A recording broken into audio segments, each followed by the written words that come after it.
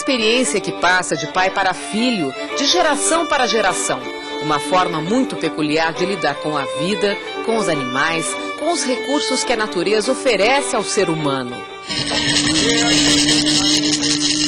A erva usada pelo pajé, o chazinho da vovó, são apenas ingredientes do chamado conhecimento tradicional, um saber secular de comunidades indígenas, seringueiras, ribeirinhas e tantas outras.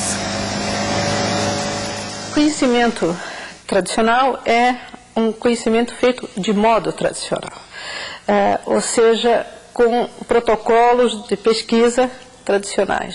O que é isso? É uma maneira de se partir de muita observação empírica e não é só uma verificação de propriedades de plantas, propriedades de certos animais, é mais do que isso, é a mesma forma de pensar que é diferente.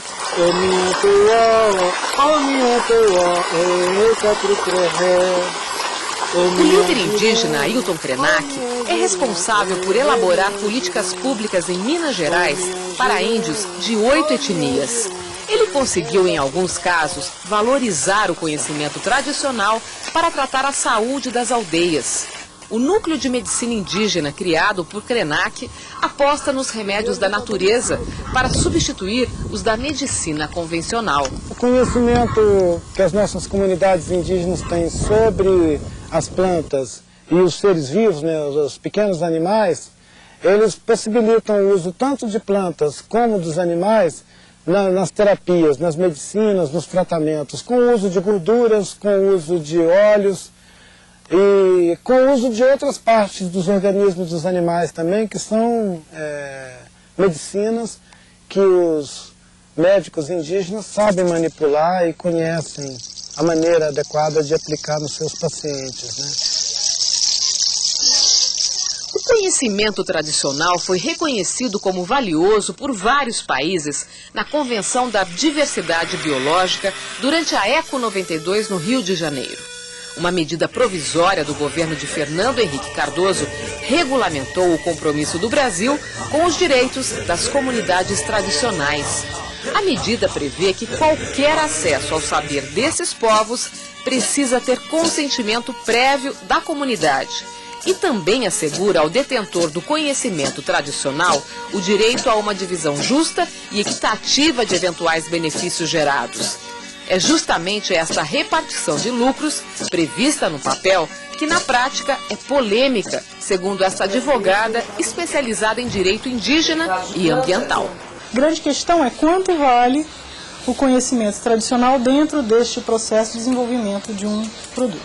Na medida em que os povos indígenas, as comunidades tradicionais usam determinados recursos com determinados fins, aquilo ali serve para a indústria como um indício de que ali existe algum potencial a ser pesquisado. Mas se ele vira um atalho para um processo de pesquisa, e um atalho economiza 10 anos de pesquisa, quanto vale 10 anos de pesquisa para a indústria? Segundo dados do Ministério do Meio Ambiente divulgados em 2006, cerca de 70% dos produtos farmacêuticos derivados de plantas brasileiras foram desenvolvidos a partir do conhecimento tradicional. O próprio Ministério admite que, raramente, os lucros gerados são divididos com essas comunidades que forneceram as informações.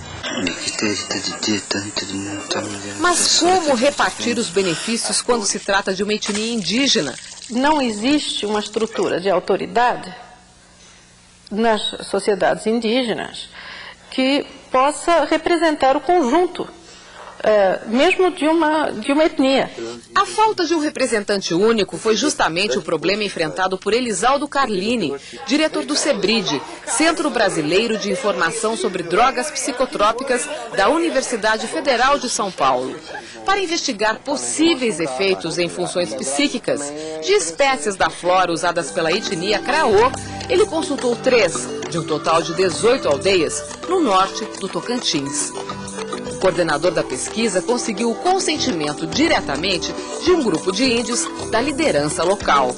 Segundo o professor Elisaldo Carlini, a Universidade Federal de São Paulo tomou todos os cuidados para garantir os direitos da comunidade Craô como detentora do conhecimento tradicional.